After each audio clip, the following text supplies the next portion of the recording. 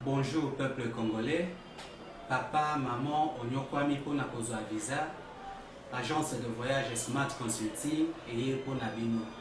Oza na posa obima na ba pays lokola Canada, États-Unis, ba pays nyonso ba état Schengen, Turquie na ba pays lolenge na lolenge na $500 Smart Consulting et saleli bino assistance et visa. Ba bourse peut être disponible pour na bana nyonso baza na posa okokende kotanga libanda pour na pays ya Tunisie, Chypre pe Biélorussie. Oza na posa ya kozwa biso toza esika ya kobonga te okomi na rond-point Willery na avenue Louvungi 165 l'immeuble Kazam na premier niveau. Toza wana oza na posa ya kozwa ba information na nzela ya téléphone. Oza na posa ozwa biso na nzela ya téléphone obengi biso na 081 144 38 91 soit obengi numéro mosusu 081 32 62 203. Smart Consulting avec $500 on peut voyager partout dans le monde.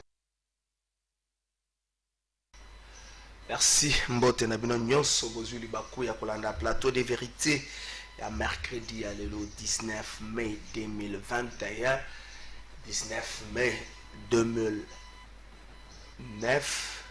na Afrique du Sud mwana mboka le général Mbuja Mabe Félix atikaki mboka ya bato atikaki mokili polo ya kufaki lelo oyo 11 ans après na occasion état de siège topesa lokumu pe longonya na bato nyonso babundela mboka oyo yango tokanisaka ntango nyonso colonel Mamadou Ndala tokanisaka ntango nyonso Mbunza Mabe oyo lelo 11 ans après tokanisaka ntango nyonso général Baouma.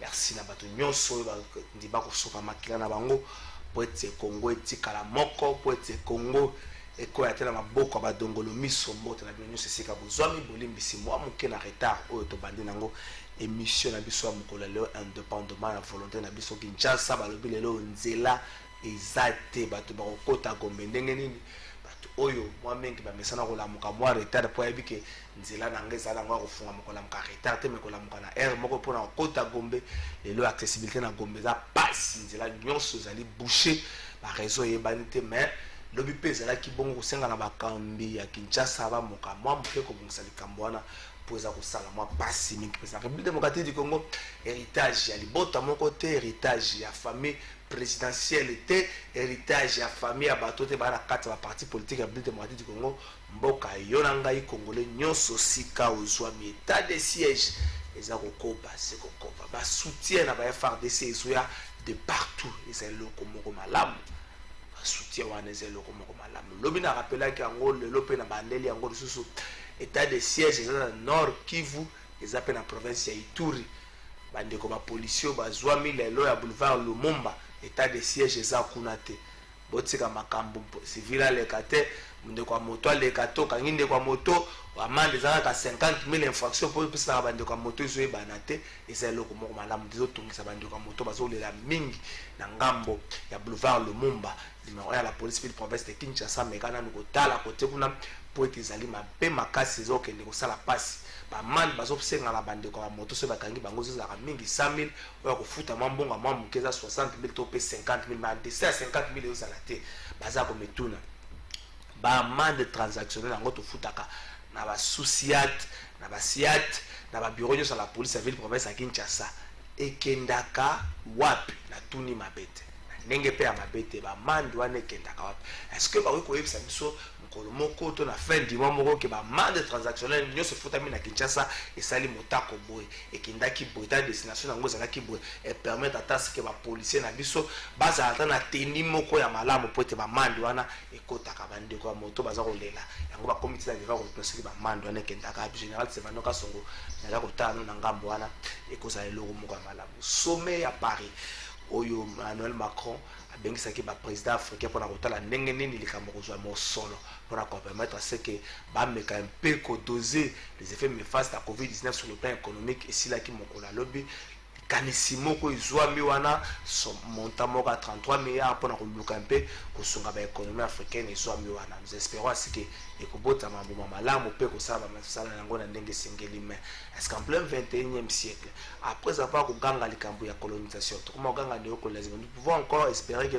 tokoki ko tonga tokoki ko faire développer mboka na biso na kotandaka loboko pona kosenga na bato mais sengi koyeba pe ke moto moko tayo komi tombola ye moko soki atali de gauche et droite te na ye ezali kanisi moko oyo esengeli ba africain bayeba nini ekozala part na bango no bakendaka na ba négociation wana ya kofukama na pari kaka konkoza mboka na biso azoela abundaki déjà azoelaki biso 1.5 milliard mokonza mboka na biso akutanaki na président rwandais Paul Kagame mais na sima ya rencontre na bango wana makambo ebotami po ete Paul Kagame liboso ya bazisango ya France 24 après RFI alobaki makambo oyo esimi bante baba Congo c'est mite baba congolais passe par réaction quoi d'un peu partout réaction sur ngana moneza mwana mboka premier vice-président Samuel Jean-Marc Kabund.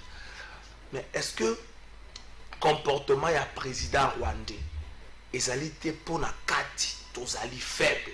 Est-ce que comportement ya président rwandais ezate po diplomatie na biso eza ko ekomina no nesika ngo esengeli te? Est-ce que comportement ya président rwandais ezate po biso moko to mipesi na no lokumu te? Est-ce que comportement rwandais ezate ya président rwandais ezate po biso moko to kokana no te ko pesa kotia na valeur o esengeli ba kambi ya ba institution na biso, c'est-à-dire que président de la République ba chef de corps to ba kotia bango na sika o esengeli ba héros na biso lokola ba Denis Mukwege to ba kate kotia bango esika o esengeli yango zo pousser que bandeko mususu baza na facilité ya koloba o nyoso bango balingi na pona ba congolais ezate po biso moko to ko randa note ko komisa na sika o esengeli bandeko oyo bakufa na ba guerre oyo toza kaka ba victime to ko se rappeler la guerre de 6 jours ekundama entre des armées extérieures na belé na biso toza kaka ba victime bato balaka na kisangana ngongana basale kaka ba victime zaki te po bato baza ko wela mabele moko te po bato baza ko wela x ou quelque mais ba wutsa ba conflit na bango di banda ba yeko bunda na mboka na biso ce comportement na biso ezate ki yango ne zali ko permettre plutôt que to bato mususu baloba nyonso ba yeko loba pa na biso parce que biso moko na ndenga interne to mi bongisité poto zala na lokumu to mi bongisité poto pesa mboka na biso lokumu to ko meka moi ko réfléchir autour ya makambu nyonso wana. Pourquoi réaction du gouvernement congolais eza ko traîner tinangoka? Pourquoi réaction du gouvernement congolais a misclété na hauteur ya ba propos wana to meka moi ko réfléchir dans les kambwana pour la nini gouvernement congolais a ko baluka olé à répondre bon sagesse pe lingi à un certain moment ko garder silence face à makamsusu. Est-ce que position du gouvernement congolais est une stratégie? Est-ce que position du gouvernement congolais est une ko ba mécanisme nini autant wazo répliquer gouvernement rwandais na président bango bayo ka pesa ba biko to na mibali nde balobe mais alanga nzembo moko aloba stratégie pe le kamingi te bakoya ko telo biloko na sani bakoya ko telo biloko na table osoluka stratégie ya kolela ngo suka pe mona biloko yango epoli to pe moto moko azalaki te aye kolia ngo pa kutaki table ezali wana bien dressé mais moto moko ta vande po osoluka stratégie ndenge noko bana kosuka na maboko ndenge noko bana kosani mais Kinshasa to kotika ote koloba yango lisolo moko ebimi ya WhatsApp communication moko ba attribuer yango na honorable Mike Mukebai mais atali si on a bureau na kezali yete ba attribuer lisolo moko ya directeur de cabinet na mutu moko bango baso bakisa honorable Mike Mukebai oaza ko senga akuta na gouverneur à ville o alobita bengi gouverneur à ville mbale belé mais gouverneur azo yamba ete azo senga bakuta na ye pour batia na seli kambu ya question orale avec débat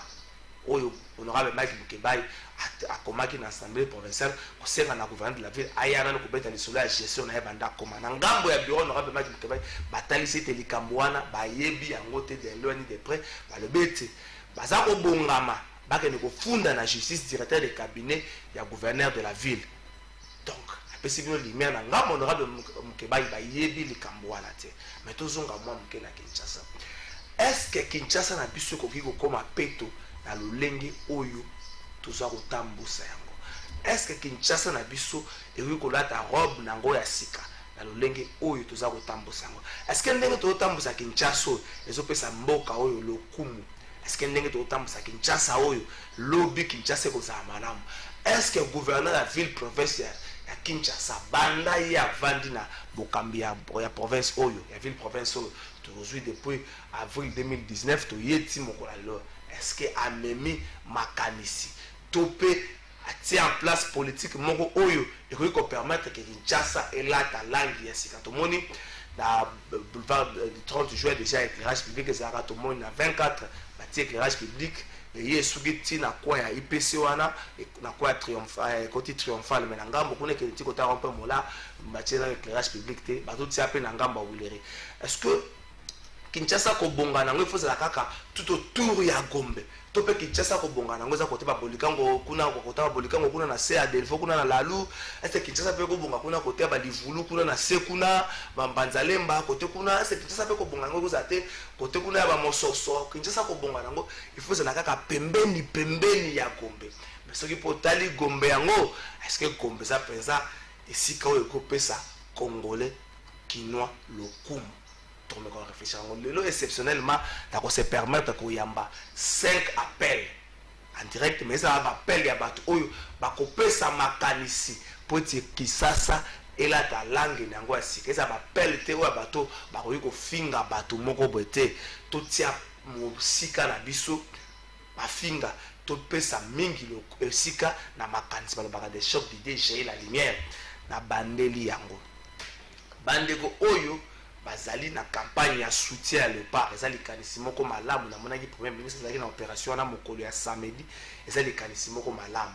Mais bandeko bazali na campagne wana polimbisi bandeko ba moderaki par exemple ndeko a moderaki asa ndeko moko a exceller na ba réseaux sociaux na kofinga ka bato na kotanga kombo na ete maintenant senga na premier ministre na senga na ministre porte-parole à gouvernement mais sa communication et médias ta bozo sala ba sélection pour bato baya kopesa ta mosolo ata 1 franc pour la likabu moko songolo pakala ya mboka botala nani ya bato bozo benga bato mususu oyo mutu akoza na posa ya koya kopesa mbongo akoza na posa ya koya ko contribuer mais okomona mutu oyo aza pembeni to pe mutu aza ko modérer aza mutu a excellent na mafinga aza mutu na ba réseaux sociaux afinga ka bato lolenge nyonso ezali ka moko malamu te mutu animaki soirée wana mutu c'est pas solo ba 4 langues nationales zo ba langue belé mais aza makasi na kofinga soko longo kaka wana na RTNC ndenge bozalaki okende na ba réseaux sociaux obeti kombo na otali ba vidéo na ye à un certain moment on kofinga bato moko ya este pour la likambo moko boye azali modèle te na société na biso na za contre yete muto sala musala na ye na za contre yete soki azali gagne pe na ye animation na je suis d'accord mais ba fête ya ba mariage pe ezali ba fête ya ba collation de grade académique ezali mais ko ya ko zoyer pour la likambo moko ezali noble na mboka na biso notamment ko pesa le kumu na FRDC elongi wana afinga batu mwa mingi azana soko bozongeli depuis yazana expérience koleka batu avant batu bando finga na ba réseaux sociaux afinga na 2009 afinga na mutu moko boye na chaîne nationale afinga est-ce que bonito continuer na batu lengwana mais c'est le premier ministre na sengi na yo bolimbisi penza bolimbisi mais c'est le premier ministre na sengi no bolimbisi épargner biso na batu mafinga lolenge wana messieurs les ministres porte-parole à gouvernement mais sa communication immédiate pour limbisi épargner biso na suka mbala sima ceux qui sambio sensibilisation ko notamment na mboka Didier Kanida azape journaliste ko sensibiliser ceux qui bomoni était atanga bozo atanani batu basa mo ebele batu basa boko za peka fils mukoko aye ko sensibiliser adi mais botika nanu musika na bino bato ba finga ka bato ezali kamoko malamu te donc to kende na régie 30 secondes kaka tout à l'élément ya Bukangalozo yo suka pe débat musama makasi kama Bukangalozo mais tozi la soki chisa osala musala et puis to kosonga to aka na thématique moko to kotika nango dossier ya ba propos ya caméra pourquoi gouvernement congolais aza ko traîner les pas pour na ko répliquer est-ce que ça les stratégie na bakisi alanga nzebo moko ayemba stratégie lekebele te bakoya kotiela biloko na miso ozangi kolia ngo po stratégie lekebele toke na riche. Esclave du contrat social qui les lie au peuple congolais, un groupe de députés constitué de l'honorable Eliezer Tamboué, Ogi Kalonji et Cherubin Okende, actuel ministre des Transports, ensemble avec Ados Ndombassi, avaient effectué en date du 6 avril 2021 une enquête parlementaire sur les sites de Bukangalonzo. Leur enquête a permis de mettre en lumière les éléments cachés du parc de Bukangalonzo. Les informations réunies, les députés nationaux Ados Ndombassi, toujours dans sa salopette orange, a déposé au bureau de l'Assemblée nationale une question orale avec débat sur la gestion du projet de parc agro-industriel de Bukangalonzo adressé au ministre de l'Agriculture, Ndinga Bilianzi. Cet élu de la FUNA constate et regrette que 7 ans après son lancement, le projet Bukangalonzo accuse des défaillances scandaleuses. Vous savez que c'est un projet très intéressant, très intéressant, qui est capable bien sûr de devenir l'un des réservoirs les plus importants de la République démocratique du Congo, surtout dans sa partie ouest du pays.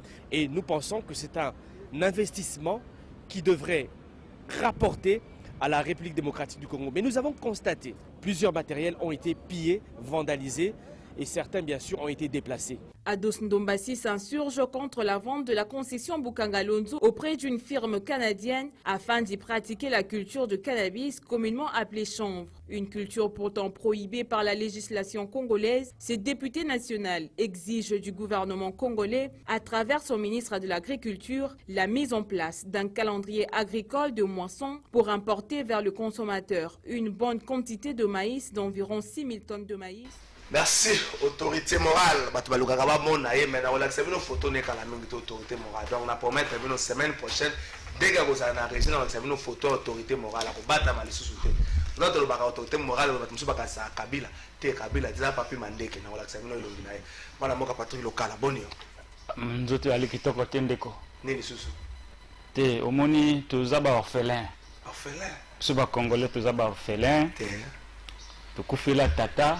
Depuis tata kufa muto ya ibaka héritage ya tata azokoka kosalela yango te bato mosusu bakomoya bazobetaka biso bazongaka biso tokende libanda babeti bafingi mais muto ya ibaka héritage ya tata na biso akoka lisusu koloba te soki aza liboso ya bamasa na ye oyo bafingaka biso oyo babetaka biso ye aza na maloba te ye azali kaka beton ou bien en Moka, ou bien vis-à-vis de opposants, vis-à-vis de journalistes, mais liboso ya baninga na ye akuka olobate.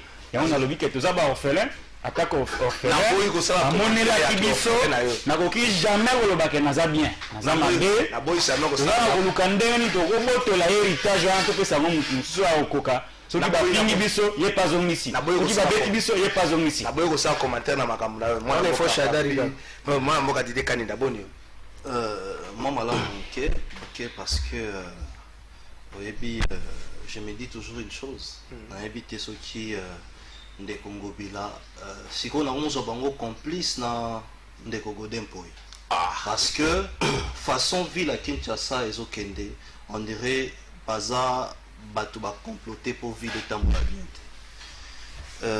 Je profiterai pour dénoncer oyebi tracasserie les ananzela na ebisio que aucun Congolais ne peut accepter ça. Alors moi je me pose des questions sur tout le service de la ville. Ma service nyon sur la ville à Kinshasa. Na ebité ce qui ba tamba les kaka ngobila les kaka na kitambo wana tango les kaka à Santara vraiment justement à Santara vraiment kazo gérer ville à Kinshasa. Récemment tout ti komona vice naïe à lobby makambo solo. Mais je ne comprends pas comment est-ce que l'Assemblée provinciale où ils ont dirigé par Pasteur Godempoy. Parce qu'ils ont souvent Ngobila. Ngobila ça a prouvé à tous les Kinois qu'il est tellement incompétent. Et que non, ça ne veut rien dire. Voilà pourquoi il faut faire la différence de choses aujourd'hui. Au moins, quelque part, non, héritage, et tout et tout. Je prends juste cette comparaison pour dire que au cause on a union sacrée. Au cause on a même eu de pèse. Mais quand tu fais mal les choses, il faut qu'on te les dise. Soko sala mabe, il faut bailler bisayo yango moni batu mingi ba comprendre la partie IDPS. Pourquoi? Parce que nous pouvons être dans un même parti, mais quand il faut dénoncer, nous dénonçons. Omoni ndeko ngobila bomi vila Kinshasa, mais complicité oueza na Godin Poyi na ba député provincial. En tout cas, eza mawa mingi. Eza mawa mingi. Merci mwana mboka Papi Moussa Sada toka chuponi. Kimya ndeko yaliko ingela tokomona malgré kanda yali mingi na maloba oyo yaliko tambola na engumba oyo ya Kinshasa précisément pe na Congo yaliko pesa mwa kanda, mais sinon nzoto yaliko longono lokola autorité morale aliko kende malamu, les seuls Congolais qui parlent avec des lions, un modèle à suivre. Donc je vous précise. Mais maye ndeko nanga auti koloba. Oui, on ne peut pas soutenir les immoraux. Je vous ai toujours dit chaque fois, même si vous êtes membre du PPRD ou de l'FCC, quand vous êtes immoral, non, tu peux partager point de vue. Mais maye akoloba salité na kitambo leki ebele bisika de Congo bila lekaka. Non, oui, j'accepte parce que Ngobila ali gouverneur. Mais Ngobila ne peut pas venir na balabala pour alongo la foule. Mais Ngobila na signature na ye, il a au moins nommé Batu Oyo Bazalaka na Batribution. Non, Baboumès, tout d'abord c'est loin. Il y a les gens qui gèrent les structures qui engagent les services d'évacuation des immondices, et notamment les services techniques au Babengi Raskin. Mais Raskin il y a eu Kokambamana DG Oyo ali député Yanine ya IDPS.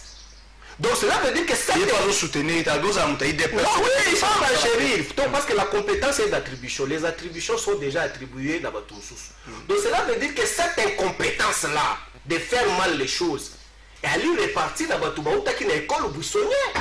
Il faut la honte de la République. Parce que comment se fait-il que yo outa qui est une école buissonnière au bando finga Kabila par le passé que nos buissonniers tokoya na pouvoir on a tokosa la mienne pour les kawana. Mais pas sûr, moi signature moi parcelle à pouvoir pour que on tchabana qui au peto par rapport au finga qui mbuta koka qui kosala te. Mais ndeko yo ali ko confirmer que non ça devient plus pire. Mais par le passé d'ici quand on va kitambo pour le bandos à la tête. Parce que Tengeli to quand même par le passé on a même azaki na gouvernement qui mbuta fait ça quand même un travail il fallait que non kitambo ezaki popeto. Mais si kasiko yo muto ko kambaraskini lelo. Musala na ye kosala ni. Mais nous sommes là et nous sommes là mutu ya Ngobila. Pourquoi? Parce que lui aussi ne veut pas faire partie ces derniers. On a un coco la musala tête. Ils ont gardé parce qu'Ali député. Parce qu'Ali député. Mais pas qu'on filme l'autre. Merci, Papi Moussa Datorajo. Donc, Patrick Le Colobi, vers les années 98, Jacques Deco a rencontré il y a aussi ces émissions, l'émission spéciale dans le canal Presse, il y a aussi ces émissions. Mais vers les années 98, il y a un message qui est là. Au Azui, on n'est pas un musicien. Na bosani nini mo va pesa na wolo boy disque d'or oazui disque d'or to oazui na soka to comprendre te disque d'or ba koma ko coopérer yango ba mususu ba coopérer yango so to na yoki Kagame na vana est-ce que Dr Mukwege a coopérer que prix Nobel na été moni ndeko trésor Kalafai ezali kambo ya mawa na kosukisa na makambo oyo Kagame alobaki sur nos morts. Tu as prix Nobel. Tu as prix Nobel. À Copenhague, par hasard. Au moni prix Nobel, c'est la plus grande distinction au Bapé Sara Moutou par rapport à ba mérite naie, par rapport à ba exploit naie, en ce qui concerne la contribution de la paix mondiale.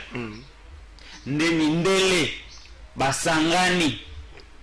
Mindelo bato abwanya bato amayele basangani bato mbongo basangani nde baponi yo olibike yo o mérité kozala honoré na distinction ya monene na makambo itali contribution na paix mondiale siko zwi bato wana liboke ya bato wana ba millionnaire bato ba moyen ba ancien président comité oyo baponaka le prix Nobel au comparé na Mukwege mutu moko ya panzi kuna asala mwa dispensaire na ye ariparaka na ye ba organe ya basi o ba violer. Est-ce que Mukwege azana mbongo ya kosomba prix Nobel de la paix? Okay. ya liboso ya mwana pona longola na mitwa ba congolais o ba ko kanisa ndenge lobite ba musicien ba ndo somba ngona kala Mukwege azali na mbongo te ya kosomba prix Nobel Mukwege azali na mbongo te ya kokorompre batu oyo sur le plan ya moralité publique ils sont irréprochables azana mbongo akosala ngote pe yo yebi atako ba pesi prix Nobel te mais Mukwege azana ko mériter kozala na kozala décoré na ordre ya ba Léopard na ordre ndenge to monaka na chancellerie Mukwege a participé batu oyo baza soutenu par les pays voisins ba violer ba maman ba violer bana na biso mwana otobota ma 2 jours ka bango ba violer Mukwege azwa initiative personnelle ya kubanda ko réparer ba organe wana ko sala eloko babengi réintégration réinsertion ko lukandeni ya kozongisa mutu psychologiquement après avoir subi eloko babengi torture psychologique. Donc na yango Nobel a mérité kutu na Congo kozwa prix kozala honoré par le président de la République. Mais tala biso moko tozali na makoki te ya ko honorer Mukwege mais Mukwege ake kozala honoré libanda. Ozomona eza ndenge tozala na papa Wemba parce qu'au Congo on n'a pas la culture de savoir honorer batu o ba mérité. Mukwege na Congo azela Mukwege na Congo Mukwege asali eloko babengi émulation tango azwi prix Nobel azongisi na mitwa bana le goût de faire la médecine pour moi nayebi ceux qui na sali médecine lelo peut-être na recommandé docteur Mukwege peut-être na cause prix Nobel mutu ndenge wana akomi modèle pour la société congolaise akomi repère pour la société congolaise na contexte oyo toyebi na kati ya Congo bato ya intégrité bazali moke bato ya moralité bazali moke mais kala boni Paul Kagame obenge nani Paul ayeko sape ko détruire image ya docteur Mukwege. Est-ce que makambo docteur Mukwege alobaka eza mabe eza lokuta est-ce que docteur Mukwege nde mutapesa mbongo parce que le mambo mbongo po basa la rapport mapping est-ce que docteur Mukwege mutapesa mbongo na ba enquêteur ba utaka libanda ba osala enquête na par rapport à la guerre à 6 jours au niveau à Kisangani entre l'armée rwandaise na armée ougandaise est-ce que yé mutapesa mbongo merci le péché de Mukwege c'est le péché de Mukwege c'est quoi c'est d'avoir mené des lobbying au niveau international pour qu'on reconnaisse les crimes qui ont été commis à l'occasion de cette guerre au niveau de Kisangani. Pour la reconnaissance il crée la concurrence que ceux qui vont reconnaître le génocide du Congolais, ça va concurrencer le génocide rwandais qui a moins de morts que celui qui a été perpétré au Congo. Voilà la peur de Kagame et devant ça, nos autorités silencieuses.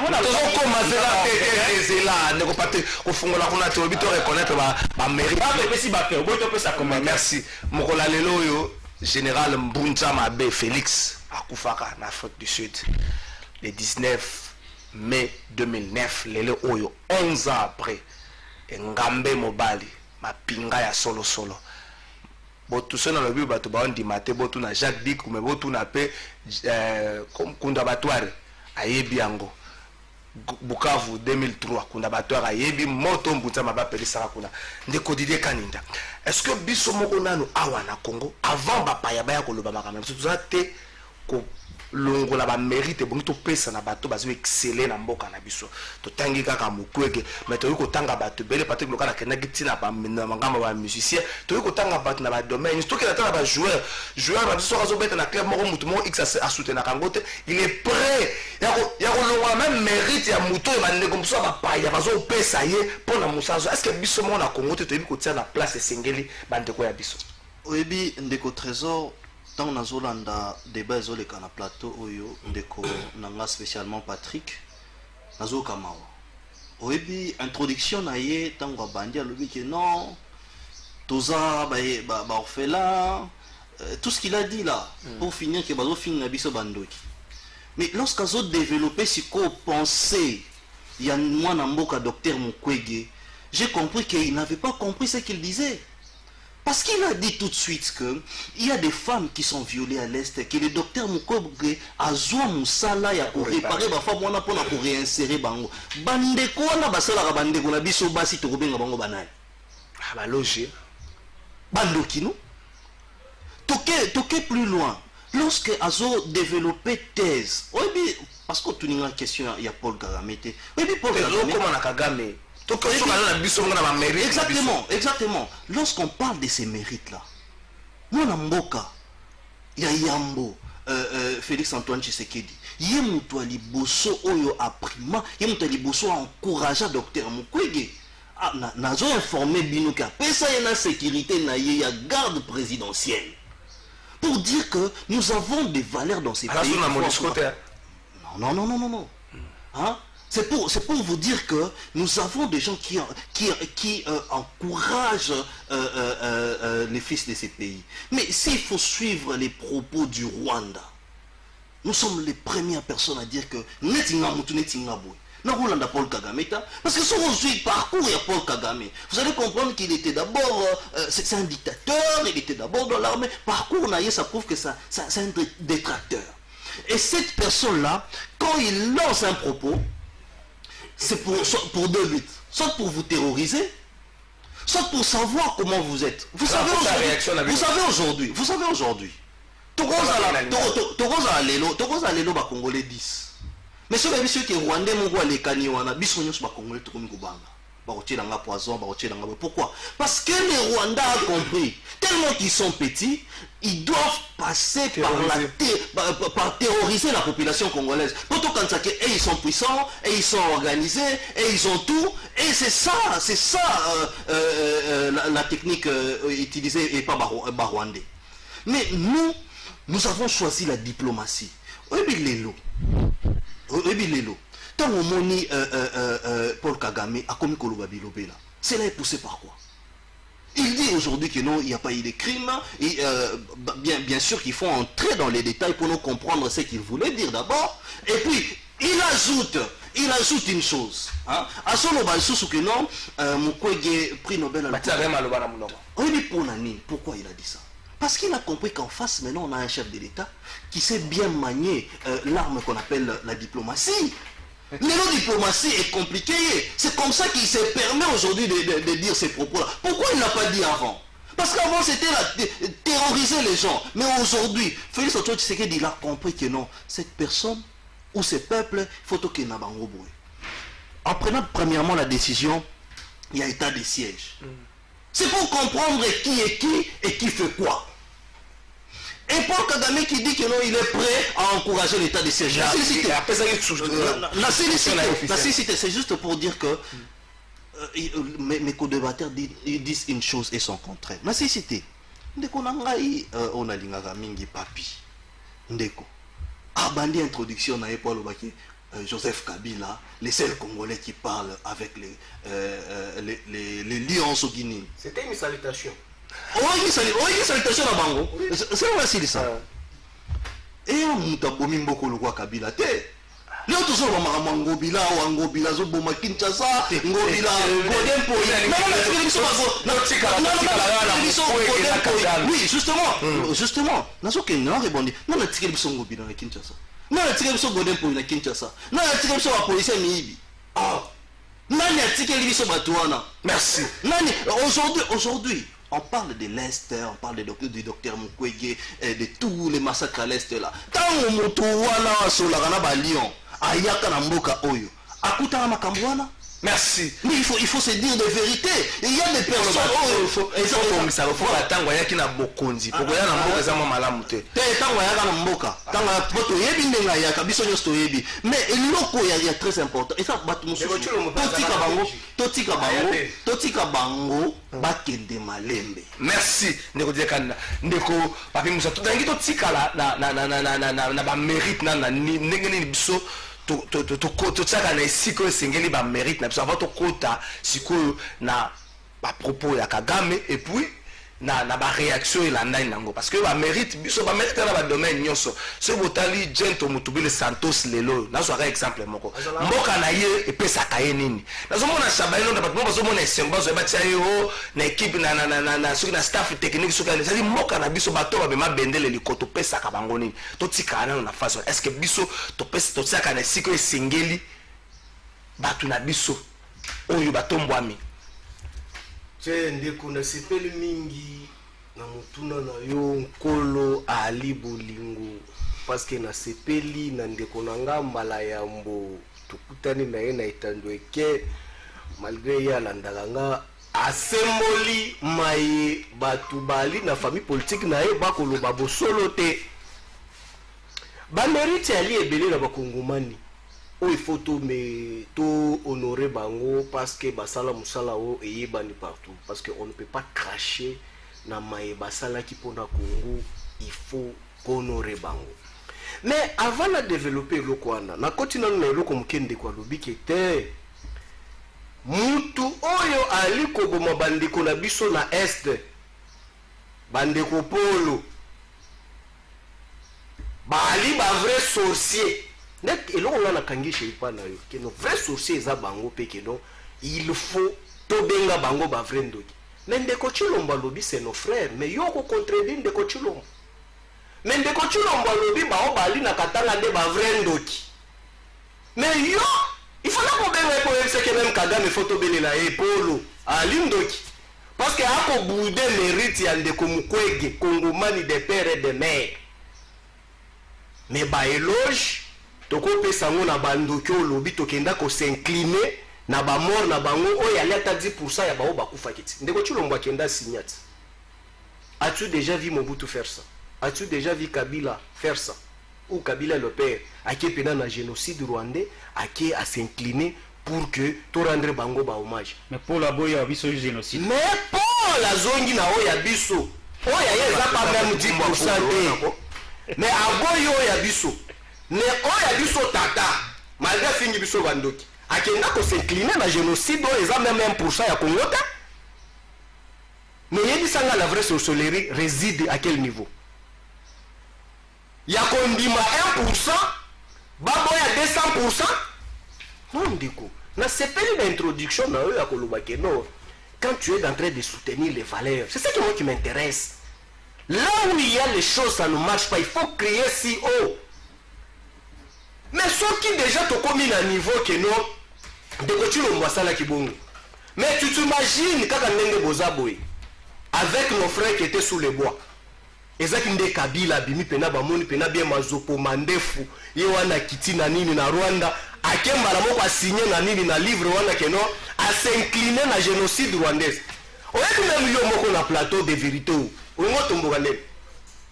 Et puis je te rappelle encore ceux qui par le passé Kabila nda loba ke no ba nyemulengi wana ba bandeko na biso oyebi yo ko mas ko ngo tomboka na Congo ou bien Shaddad nda loba ke yango ke no nyemulengi ba bandeko na biso oyebi ko mas ke est-ce qu'il faut que le bango to ça c'est un fait est-ce qu'il faut que le bango non fait on est banda ko exister quand Kabila vraiment peut-être bateau bazalaka parce que les lots na ba pays frontalier na biso oyebi ke so ba Congolais to botaka na koto to zo nkoto ceux qui ka moi na zu elongi mwana ya ndeko na nga lokala azwi elongi ya noko na ye kuna me ali kongomanya wana polo me awa ndeko Chilombo ye pire polo bozu même na batu boki opesa bango stage chez polo na ndako na ye na réfléchir au mémoire soki ezaki Olive Lembe abinaki na de femme tutsi ndenge la première dame abinaki na bango image otomonaki yo awa ndenge oza pende bo ngoko marujit ezalaka mabina mwa mabina fait soki nde mama Olive Lembe abinaki na batuti wana aussi longtemps baosala boucherie humaine na este wana banga balobani baosepela nde baokata bato baolia misuni na bango kuna ti mais awa biso opposition rationnelle toakimete tokoloba te totali toyeke kotala bamérite bamérite sikoyo ali nini ndeko na ngai polo mais quand je regarde tout d'abord forme physique ya ndeko Chilombo na forme physique ya ndeko polo mais ndeko Chilombo c'est un beau judoka moki aloba kokanga Kagame nyembes Mexico ndeko Chilombo yebe bafaya morote rata hyperkit. Oh, mais wapi wana vitu kaka. Wapi? Oh, bon vilo kaka kaka. Bisa yo. Na Nations Unies te. Kabila na so luke ba so mona adela ba kulwa. Rata hyperkit. Président Kenya no na bimé. O moche. China na omeke yo so le ki so so kofi. Ya wana relation e katanati. Ko chilo mbazo ici na polo. Wana okanisa kino na condition wana polo akosaka na biso ta. Merci. Ya wanda tolobi biso ye lokola oluka ba problème awa pona Congo tokozala na ba idée divergence de que no to bunsa ndeko chulombo po Congo ekende liboso te à la différence na ba taliban biso même si il faut réquiliter les Hutus pour que tokende ko déstabiliser ba Tutsi on les ferait et tous nous allons vraiment se mobiliser to sangani na bango polo lokola oboya ba mérite ya ba congolais et puis awangani ke tokufa kité yebe to raconter ya bango. Merci Patrick. Moi makambo loki ozo benga tata bato comme Paul Kagame président mboka moko ena biloko na nzembu ya nani ya vena biso personnel mo ena biloko na plateau za malamu te toke siko. Est-ce que le loyo c'est parce qu'on ne sont pas organisés à l'interne que Kagame peut se permettre à kolobana biso bongo? C'est parce que diplomatie na biso zali agissante te, diplomatie na biso zali plus observatrice. Ils ont subi en plus on est attaqué, toi contre-attaqué. Il y a un Kagame on a fait 2 minutes. Na 2 minutes au presinga ndeko na lobali loba moke penza na makapitali Raskin salité wana il faudrait légèreté au ba pesa mo impulsion du sommet ba meka ko corriger pour na ke ndeko wana ba chai mopanzi pour que la propriété revienne au niveau de Kitambo. Ça c'est un deux ça dans son ensemble. Ça dans son ensemble. Mbisi et polaka et bandaka ko pola na mutu. Makambo yo lobi wana. Réponse na ngoya wana. Mbisi e bandaka na ko pola na mutu, na lopele te. Soki mute poli libumu de lopele mute ya osukisa. Pona ko lobate. Na si na lobango awa. Depuis que bato oyo ya IDPS bazana pouvoir, ba se préparant à gérer mboka te, ba se préparant à résistance. Depuis bazwa pouvoir, il y a on a bengi crise de leadership au sommet de l'État. Bato bandimaka ngote, tala ba indicateur palpable. Et lo kwa liboso ndeko alobakia ba kendaki ko reconnaître génocide rwandais. Non, c'était juste le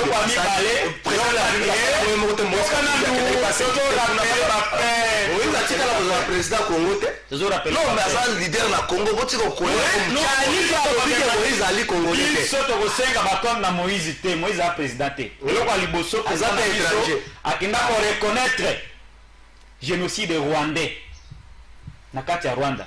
Et le quoi mi balé au mona dirkabe ya mokonzamboka. Akenda pesa ba vache ngombe 30 pesa ngokado na ba Rwandais. Et le quoi mi sa mwasi ya mokonzi. Don na ye ya liboso asalaka mo na Rwanda. Entre temps bato bakufa nzala na Kasai, bakufa nzala na Sankuru, bakufa nzala na Katanga. Mais don ya liboso mama wa yambo asalaka tango bazui pouvoir asalaka mo na Rwanda. Ndelo ngana lobaka que soki président na biso Félix Antoine Tshisekedi Tshilombo Bogar akutani na Polo ndenge basekaka wana Congolais aganyaka nini na basuri oyo président na biso azalaka vis-à-vis na Polo. Tala lelo eko se confirmer ambassadeur rwandais Karigaya afinga biso awa afinga Fayulu bato ya présidence basoutenaye bato alimete basoutenaye mais nakala Rwanda ezalaka ennemi nakala na tango Kabila Rwanda ezalaka mabe mais tango bango bazui pouvoir ambassadeur afingi biso na kati ya Congo ya Rwanda basoutenir ye indicateur à liboso ezola kisaka ambassadeur atikala jamais même kozala rappeler bamela champagne champagne yami bale ndenge nini yo oke na Rwanda on reconnaître génocide rwandais mais muninga na yo Polo boke na sommet na Paris au niveau international dans le contexte place ayebi ke esika oyo ndeko na biso mukwega akobunda kote ba reconnaître génocide congolais ne Polo ake asalelo ba bengi négation demi ya ba crime commis en RDC 30 secondes. Est-ce que yoki président na biso alobi yo okenda koreconnaître kuna mais moninga ake kobeta yo mukato na poto ke epa na bino bato bakufa te. Est-ce que osi oyoki président de la république balobi? Est-ce que osi oyoki porte-parole muya yalobi? Est-ce que osi oyoki ministre des affaires étrangères alobi ata liloba moko? Merci ndeko. Mais entre-temps bayeba koloba bakofingaka bango bandoki. Et il faut délivrer notre pays. Yango nalobaki ke Soki sala tata kufa muto ayibaka héritage ya tata azokoka kosala yango te soki babeti biso baleki na ye ya kokende kuna akomi oseka ono how are you comment ça va mon frère azosola na polo après entre-temps polo aodi kofinga biso. Est-ce que c'est normal? Il faudrait que ce pays soit délivré par les gens qui ne se sont pas prêts. Merci de repartir. Les vrais patriotes va récupérer. Merci patriote va libanda. Merci wana solo ba yango mbote na ndeko monsieur Mangala mwana mboka Didier Kanida. Est-ce que à l'interne tous a prêté pour permettre na bande plutôt yango nezo permettre na bande ko o baza zinga na biso balobela biso nyoso balingi soki biso moko to alaki pro biso na pango na bino boza na grand frère moko azaka mwa makasi weke ba voisin balobaka lobela bino papa mate grand frère mo sa moi sport to le vimba soki muke ta gumbi match to fungoli buto ba voisin balobaka mingi te. Non, oui bien en préparation ils a dit à une chose ils a dit à faiblesse il y a l'état au moni en préparation ils a justement causé na faiblesse ya l'état mais to yebi nini ndeko oyo autorité morale ndeko za en face ndenga tikamboka voilà ndenga tikamboka na état moko oyo les pays n'étaient plus prêts pour venger mais essayez de boyeba une chose na moi ndeko zo insister mingi ba finga biso bandoki et tout et puis que même na quartier so iba fingi voisin to balobi na voisin que yo makambo zo sala les abandoki et comme ni mutu mo boazi yango il faut aller bien na otande kuna na misu na mona kiti misu c'est pas grave soko moni balobi na muninga par rapport à ba acte asali azo sala. J'ai donné un exemple ya ba acte ya ba violence na basia est mokonzi moka lobi malamu ndenge nini biso ba congolais to kolobani mokonzi moka lobi malamu Congo ozala na Katanga ozala na Ituri ozala wapi Congo eza ya ba congolais et tout celui qui vient avec des messages séparatistes yewana ndendoki parce que rappelez-vous bakatakatanga bon mutazo ya génocide congolais zala calme tuna kapedi soki mutazo azokoya bakufa na Congo azando kite omoni bata 60% tellement que vérité de Kanzarabino zala calme poussana tango ndeko azoloba ke non bayibi biso pouvoir patati patata mais ça c'est déjà passé mais c'est même pour une chose. Dans la gestion du pays, il n'y a pas quelque chose de plus important que la diplomatie. Lelo, moi, Namboka Félix Antoine Tshisekedi place à Zomé Mamboka na diplomatie. Bah, bien sûr. Comment on dit ma diplomatie, Lelo? Attendez. Tant que vous citez les Kabila, on a vu une chose plus grave que Moïse Katumbi a congolais.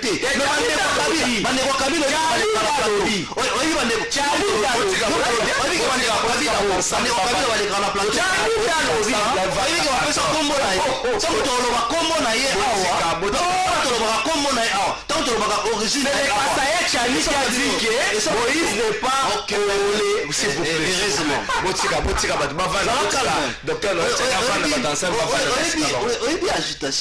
Agitation tango yaka et c'est lié boyeba que moto aza agité il se reproche de quelque chose.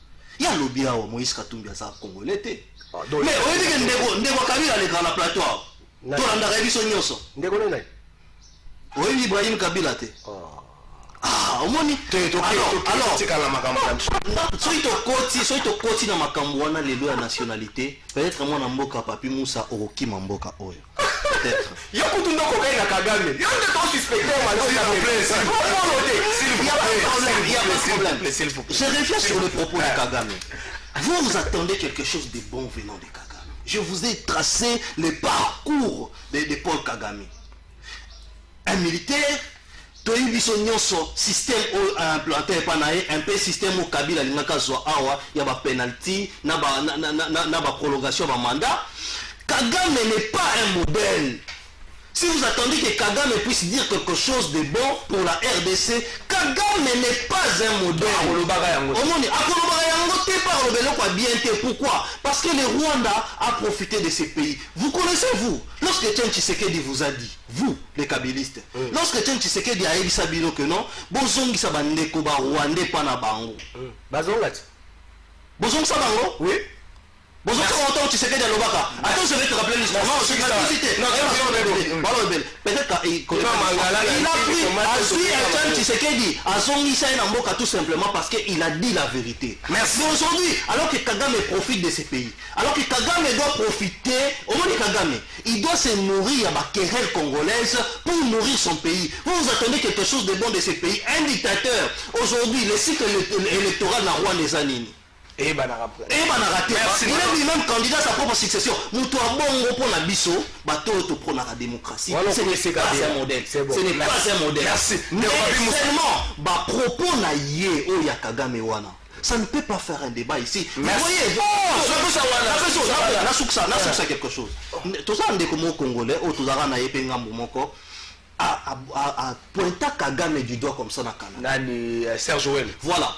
Un geste louable. Mais nous n'avons pas vu les médias na Rwanda parlant de cette histoire. Mais pourquoi nous dramatisons l'histoire de Kagame? Merci. Alors qu'il n'a pas cette carrure d'aimer ce pays où les merci, Papi Moussa. À l'interne, nous avons faible et permettre à Kagame à l'Obakandengi soit lingui. Est-ce qu'à l'interne, nous avons problème, il y a diplomatie agissante ou ce qui est simbité pour tout le monde à la salade? Et comment il y a quelque chose autour de déjà émission ici libre minute. On a passé 2 minutes na yo. Problème avec biloko. On de quoi qu'on se justifie par Kokana Kagame. Ah. Monde si Kagame on l'a fait Kagame. Il soutient des Gochulombo. Bah infiltrer biso. Infiltrer tu la parole de vérité. Ah, tu il soutient des Gochulombo. Mais à ça l'ironie. Yako ignorer Kagame ndeko naï. Non ndeko. Yoka na naï bisayo. Quand tu nous dis que l'impréparation c'est dû au pouvoir public de l'État, non, je te dis, ça c'est faux. Yebi sanga ba chef coutumier na village ba prépara kabana ba la pouvoir. Ya sama lokonde. Non. L'impréparation même mon fils ou ma fille, on a wakoti kelasité, je vais le préparer comme masque à kota kelas. Vous n'étiez pas préparé sous la gestion. 32 ans état comme groupe de pression.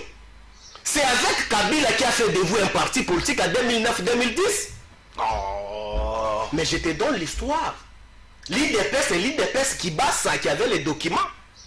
L'IDPS qui s'était dit n'a jamais eu les documents, je te dis. Préparé. Vous venez avec les bottes et tout. Mais oui.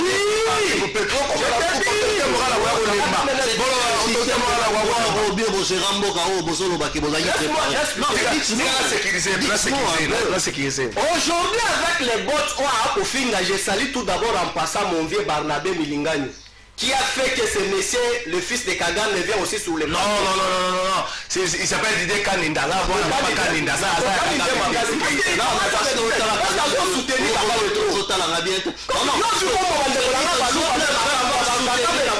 ne peux pas soutenir Kagame. Mais je ne prends pas de propos avec beaucoup d'importance. Non, on ne peut pas dire ça mon frère quand tu es quand même intellectuel pour parler sur les rapports de force. Yabaïta, tu ne peux pas dire ça mon cher, tu es intellectuel mon cher. C'est pourquoi ce que je te dis, tu es mon frère Kassaye, mais en toi tu as l'esprit rwandais. Oh, qu'il faut bannir. Il est ici mon frère. Alors les bottes de Kochilombo comme président. Sauf que bottes c'est qui n'a pas côté. De Kochilombo comme président nani. Par quelle magie? Mais il tue beaucoup. Et on connaît nos alaka comme répondre au chité. Beaucoup du respect des bots. On est celle que les lots. Prophétie en déco qui mbangwe kokisama lelo. Tous les noirs qui étaient à l'île des paix sont les blancs aujourd'hui. Après avoir été au pouvoir.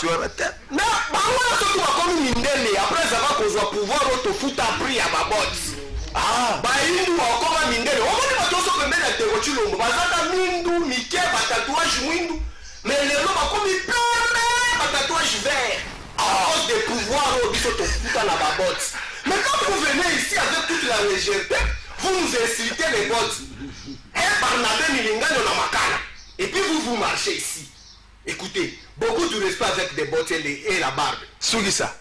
Alors, bien de Kabila, il y a qui d'abomi mboka. Yo, qu'est-ce qu'on explique nous d'abomi mboka? Yo, au sommet, ma déçu et botti na béton. Ma déçu pena et botti na béton. Bien ma samu et botti na béton, et ma bouki, ma kalingi, ma salaire fufu. Kabila tiki savon les coques 200 francs. Angelou Chilo boye a tiango 800 francs. Kabila tiki liki 200 francs. Angelou Chilo boye a tiango 500 francs. Omelette chez moi la bomba 1500 francs. Ndeko Kabila tiki lipa 200 francs. Satan Maseke. Angelou Chilombo. Aye akutia atiango 500 francs. Tika zele. Oh, mais Soki ça. Donc Kabila atike yo mades 800 francs. Angelou Chilombo. Akotia moi 4000 3500. C'est vrai moi ezaka na 100 francs. Angelou a commis à 600 francs. Merci, papi. 5 litres à mafuta. Okomando sombe za na masakwawa. Kabila sata katanye. Atika ngona 7000 francs. Merci. Angelou Chilombo déclaré coquille. 2000 francs. 19 000 francs, c'est 25 kilos. Merci, tout Soki ça. Angelou Chilombo 35 000. Merci. Bongo Soukali, 5 kilos. Azul béton, Bibulu, Bacha même ciment. Mais il y a ça là, il y a Merci. 30 secondes. Pourquoi le gouvernement congolais a réagi? Porte-parole du gouvernement c'est là. Porte-parole du gouvernement a réagi même. Porte-parole du gouvernement 30 secondes. Ça 1 minute 30, 30 secondes. 30 secondes. Dans mon porte-parole du gouvernement sont réagir même tant que Zoé Kabila va quoi ça qui est. Porte-parole du gouvernement a tweeté. Mais pourquoi porte-parole du gouvernement a réagi? Pourquoi Kouloutou ya Patrick non quoi Michel Mangala, ministre des Affaires étrangères, a réagi. Et non konini ezo kanga bango ba réagir. 30 secondes. Yo ko simba moninga mokonza mboka. Na bakolo na gouvernement. Ezala ta lutundula, ezala ta muyaya. Massa chef de l'état a fini ba congolais.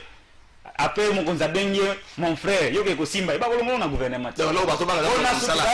Musala ko sila soki muyaya meki pa ko finga Kagame, Tshisekedi akolongola ye. Soki lutundula meki ono stratégie diplomatique, malamo balongoli. De ba batela musala il faut ko batela musala pona ko sacrifier peuple. Ya liboso ya wana pona style ça. Il y a 30 secondes.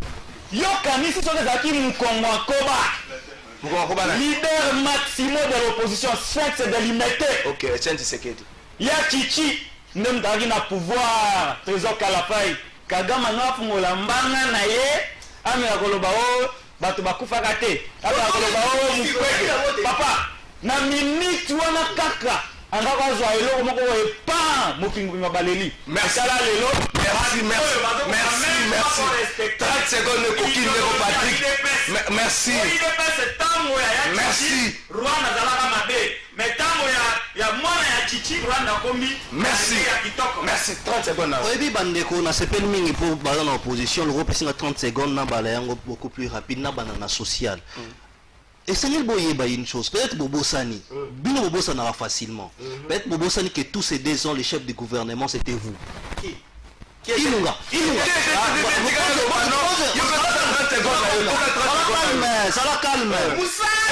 Et ça n'est pas yeba. Que moi, la boca Félix Antoine Tshisekedi là. Et ça n'est pas yeba que Bino bat à pépère de FCC. Bino bat pour gérer Mboka pendant toutes ces 2 années. Et ce n'est pas yeba yango. Et ce n'est pas yeba que c'est lui. Constitutionnellement, c'est lui qui définit la politique du gouvernement. C'est le chef du gouvernement.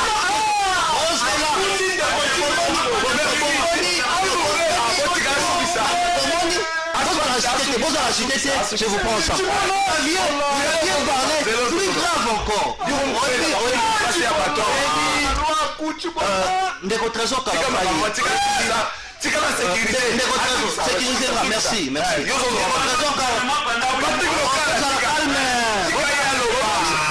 Omoni agitation ezalaka. Omoni agitation. Soki muto azo.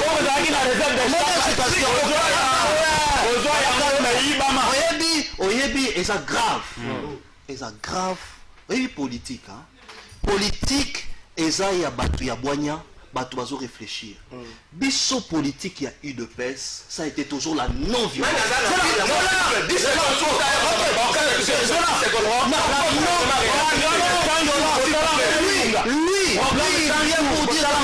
Nous encourageons la violence. Merci. On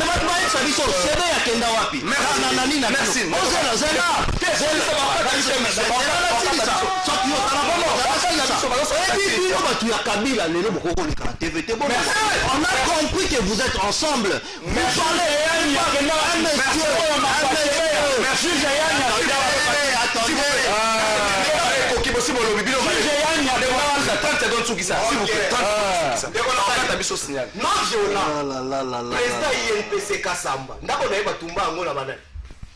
mais on est en train de chercher des chebabs. Provincial. On est en train de chercher des chebabs. Mais les chebabs sont, c'est vous là-bas, l'île des Pèces. Vous êtes considérés comme les chebabs. C'est vous. Mais dites-nous, les prisons de la que vous aviez à l'époque là. Parce que moi je ne suis pas sécurisé. On peut dire à moi 30 secondes, 30 secondes. Intolérance. Non, s'il vous plaît. Général Kaïmbi. Problème là, Zagini. Juge Yani. Juge Yani. Yemsa na tuna yo. Bolo bakaka pangala na c'est quel qu'on est non légal là. Mon ami Eric Kulula. Les 9 marches à Risakata et Minaku. 9 talibans au Babomaki. Ba comment on va ngobana. Police ba les chawana. Bosala na procès wapi.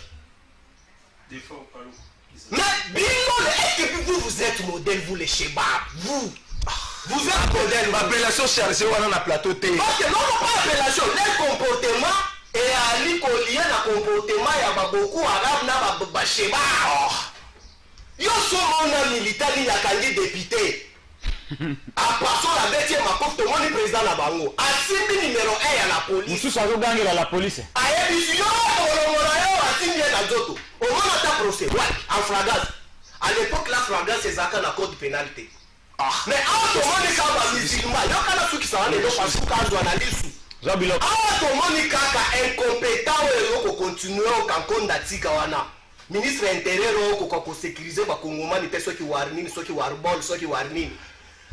Les musulmans, tout le monde est en procès en flagrance. Mais la pollution, tout le monde